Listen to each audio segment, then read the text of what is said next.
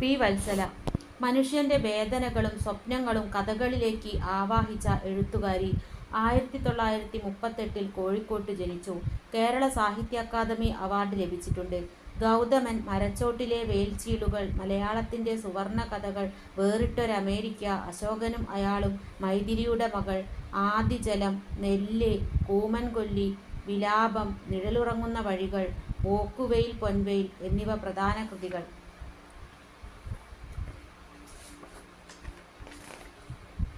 P.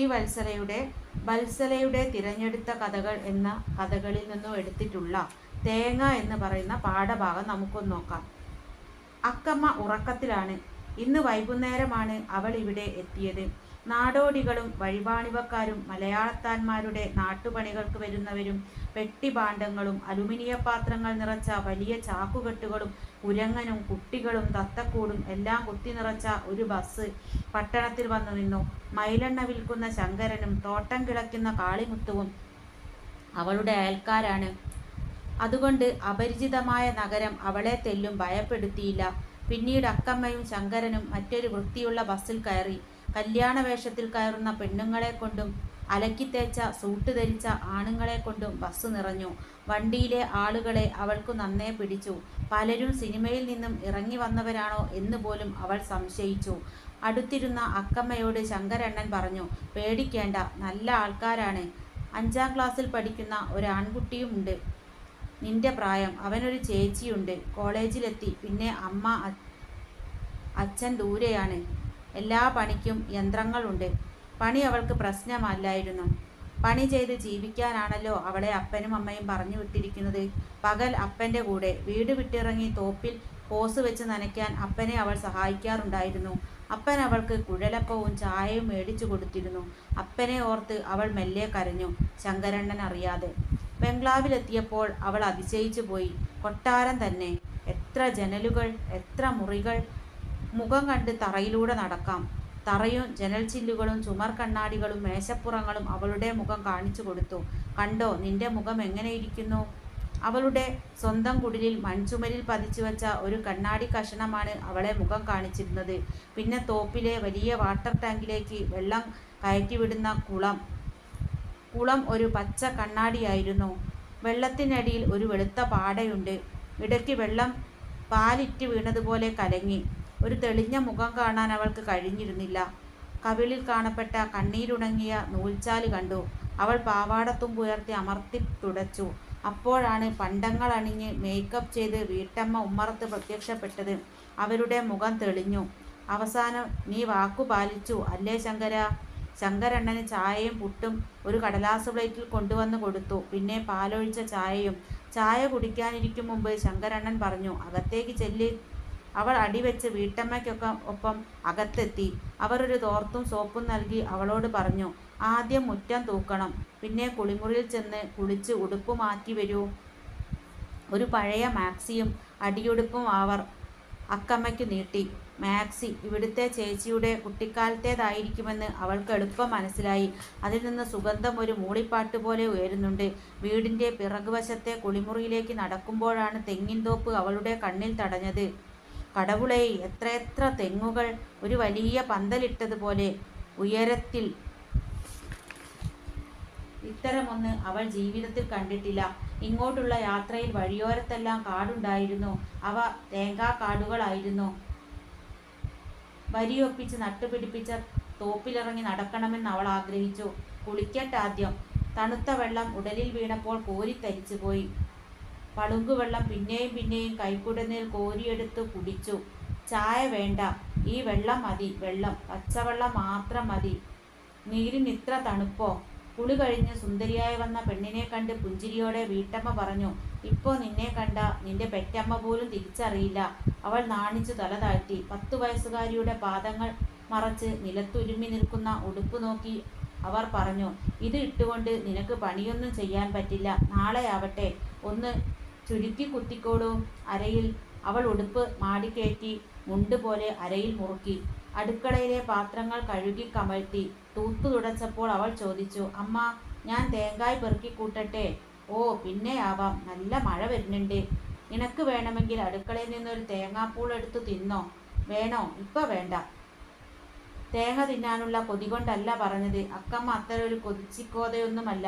തെങ്ങും തേങ്ങയും സ്വന്തമായിട്ടില്ലാത്ത ഒരു ഗ്രാമത്തിൽ നിന്നാണ് അവൾ വന്നു ചേർന്നതെങ്കിലും അമ്പലത്തിൽ പോകുമ്പോൾ അമ്മത്തേവർക്ക് നേദിക്കാൻ അപ്പൻ അവൾക്ക് കൊല്ലത്തിലൊരിക്കലൊരു തേങ്ങ മേടിച്ച് കൊടുക്കാറുണ്ട്. ഉണങ്ങി മെല്ലിച്ച് ഒരു കാട്ടുപുന്നക്കയോളം പോന്ന ഒന്ന്. അപ്പൻ കാവൽ നോക്കുന്ന വലിയ തോപ്പ് കായ്ച്ചു തുടങ്ങിയിട്ടില്ല. രാത്രി കോണിച്ചോട്ടിലെ കുടുസുമുറിയിൽ കിടക്കുമ്പോൾ അവൾക്ക് നേരിയ ഭയം തോന്നി. വീട്ടമ്മ വാതിലുകളും ജനലുകളും ഓരോന്നടച്ചു പൂട്ടുന്നത് അവൾ അറിഞ്ഞു. തന്നെ ഒരു പെട്ടിയിലിട്ട് പൂട്ടി. പിന്നെ വലിയ വലിയ പെട്ടികളിൽ ഒതുക്കി. ഓരോ താഴും പൂട്ടുകയാണ് അവർ എന്ന് കുട്ടി പേടിച്ചു. പാറക്കുന്നുകൾ വളഞ്ഞ് തടങ്കലിലാക്കിയ തൻ്റെ ഗ്രാമത്തെയും പരസ്പരം കൈകോർത്ത് പിടിച്ച് ഭൂമിയിലമർന്നു കിടക്കുന്ന കുടിലുകളെയും അവൾ ഓർത്തു. തമ്മമ്മിൽ പൊത്തിപ്പിടിച്ച് ജീവിക്കുന്ന ഒരു കൂട്ടം മനുഷ്യരുടെ ഇടയിൽ നിന്ന് ആരോ തന്നെ റാഞ്ചിയെടുത്ത് ഇവിടെ കൊണ്ടുവന്ന് അടച്ചു പൂട്ടിയിരിക്കുന്നു.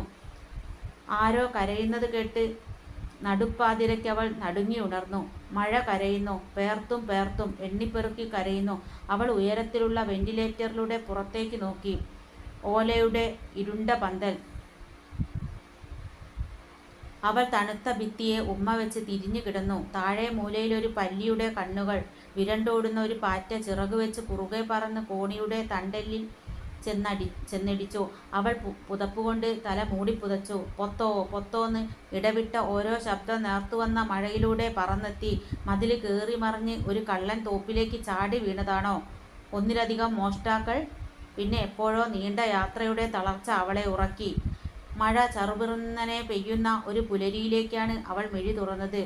തണുക്കുണു. സംഗീത ചേച്ചിയുടെ പഠനമുറിയിൽ പാതിരാവ് വരെ വെളിച്ചമുണ്ടായിരുന്നു. ഇപ്പോൾ വീടും ഉറങ്ങിക്കിടക്കുന്നു. അവൾക്ക് ജനൽ തുറന്ന് പുറത്തേക്ക് നോക്കണം.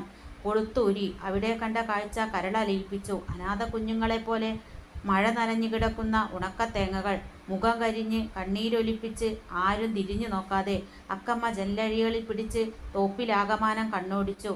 1, 2, 3. മിക്കവാറും എല്ലാ തെങ്ങുകൾക്കും ചോടെ പുല്ലു നിറഞ്ഞ പറമ്പിൽ എത്രയോ എണ്ണം മറഞ്ഞു കിടപ്പുണ്ട്. അക്കമ്മ വാതിൽക്കലേക്ക് പാഞ്ഞു. ചാരിയ വാതിൽ മലർക്കെ തുറന്നു. അതൊരു പഴയ കതകാണ്.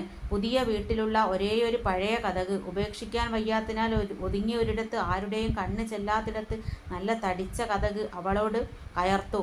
അവളെപ്പോലെ ഇവിടെ വീട്ടുപണിക്ക് വരുന്ന പെൺകിടാങ്ങളുടെ ഉറക്കം സുരക്ഷിതമാക്കാൻ ഒരു ചെറിയ മുറി, ഉറപ്പുള്ള ഒരു വാതിലും. തോപ്പിൽ ചുവന്നു കലങ്ങിയ വെയിലോടിയിരുന്നു. നനഞ്ഞു കുമിഞ്ഞ ഓലകൾ ചവിട്ടി അവൾ ഒന്നാമത്തെ തെങ്ങിൻ ചോട്ടിലെത്തി. തെങ്ങ് മുഖം താഴ്ത്തി അവളെ ഉറ്റുനോക്കി. അവൾ പെറുക്കിയെടുത്തു. മാറിലടുക്കിയ 2 തേങ്ങകളെ നോക്കി നെടുവീർപ്പിട്ടു. അവളുടെ തലമുടിയിലേക്ക് തെങ്ങിൻ്റെ ഇമകൾ തോർന്നു. പലവട്ടം അവൾ തേങ്ങാക്കൂടിൻ്റെ കീഴറയിലേക്ക് നടന്നു. അവളുടെ ഉടുപ്പ് മഴക്കണ്ണീരിൽ നനഞ്ഞു. കുറേ നാളായി ഈ തേങ്ങായികൾ മഴ കൊള്ളുകയാണെന്ന് അവൾക്ക് തോന്നി. എന്ന പൈത്യം, തേങ്ങാപ്പുര ഒഴിഞ്ഞു കിടക്കുന്നു. തെങ്ങുകൾ അവളോട് ആവലാതി പറഞ്ഞു. ഓരോ തവണയും തങ്ങളുടെ കുഞ്ഞുങ്ങളെ സുരക്ഷിതമായ അറയിലാക്കി തിരിച്ചു വരുന്ന അക്കമ്മയോട് തെങ്ങുകൾ കൃതജ്ഞതയോടെ മന്ത്രിച്ചു. എല്ലാരെയും കൂട്ടിക്കൊണ്ടു പോ, എല്ലാരെയും. ഒരു തേങ്ങ നൽകിയ കാക്കപ്പോന് അടർത്തിയെടുത്ത് അവൾ മൂക്കുകുത്തിയാക്കി. അടുക്കള തളത്തിൽ നിന്ന് വീട്ടമ്മ വിളിച്ചു ചോദിക്കുന്നു. അക്കമ്മ, നീ മുറ്റം തൂത്തിട്ട് ഇങ്ങകത്തു വാ. അവർ സിങ്കിലേക്കിടുന്ന പാത്രങ്ങൾ കലമ്പി. തേങ്ങാപ്പുരയുടെ കോലായിൽ വന്നു കയറി സംഗീത ചേച്ചി വിളിച്ചു പറഞ്ഞു. മമ്മി, ഇത് കണ്ടോ? ഈ അക്കമ്മ ചെയ്തു വെച്ചൊരു പണി. ദോശ ചുടുന്നിടത്തു നിന്നും വീട്ടമ്മ എത്തി നോക്കി. എന്താ എന്താ? തേങ്ങ മുഴുവനും പെറുക്കി അകത്തിട്ടിരിക്കണോ? പെണ്ണിൻ്റെ ഒരു പ്രാന്ത്. അമ്മ ഒന്നും മിണ്ടിയില്ല. അവർ ആലോചനയിലാണ്ടു. അച്ഛൻ മൊട്ടക്കുന്ന് വിലയ്ക്ക് മേടിച്ചത്, ഉതിർന്നു കിടന്ന ചരൽക്കല്ല് നീക്കി കുന്ന് കിളപ്പിച്ചത്, തൈക്കുണ്ടുകൾ കുഴിച്ചത്, കുറ്റിയാടിത്തേങ്ങ തന്നെ വേണം വിത്തിന് എന്ന് വാശി പിടിച്ച് യാത്ര പുറപ്പെട്ടത്, വീട്ടുചെലവ് ചുരുക്കി തെങ്ങിൻ തൈകളെ തീറ്റിയത്. അച്ഛൻ സദാസമയവും തോപ്പിലായിരുന്നു. മൊട്ടക്കുന്ന്. ജ്വലിക്കുന്ന വെയിലിൽ നിന്നും രക്ഷ നേടി പച്ചത്തെങ്ങുകളുടെ പന്തലിൽ വിശ്രമിച്ചു. തെങ്ങിന് തീറ്റ നൽകാൻ അച്ഛൻ അമ്മയുടെ പണ്ടങ്ങൾ പണയം വെച്ചു, വിറ്റു. മരിക്കും ദിവസം കോലായിലെ ചാരുകസേരയിൽ നിന്ന് എണീറ്റ് മുറ്റത്തെ തെങ്ങിൽ നിറഞ്ഞു മുറ്റിയ കുലകൾ നോക്കി. മെല്ലെ മിഴികൾ താഴ്ത്തി.